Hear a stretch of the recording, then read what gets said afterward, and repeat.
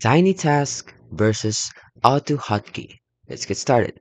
So let's start with TinyTask. TinyTask is a lightweight and minimalist macro recorder that records your mouse movements and keystrokes and play them back exactly as recorded. So let's talk about its pros. It is very extremely easy to use.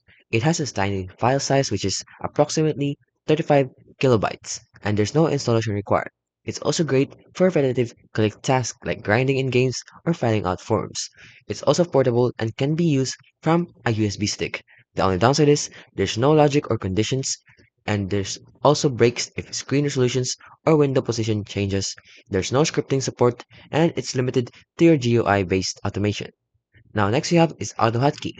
AutoHotkey, on the other hand, is a powerful open source scripting language for Windows that can automate almost anything, from simple key remapping to complex workflows. It offers a powerful scripting capabilities. It also has custom hotkeys and macros and can manipulate Windows files, text, and registry. And it has a large community support and pre-made scripts. The only downside is it might be hard to learn, so it has a steeper learning curve. There's no visual recording. It might trigger antivirus warnings, and it is less beginner friendly. So in conclusion, choose TinyTask if you want a super quick, no fuss recording and playback of mouse and keyboard actions, and go with AutoHotkey if you need flexible, powerful automation with logic, conditions, hotkeys, and text parsing.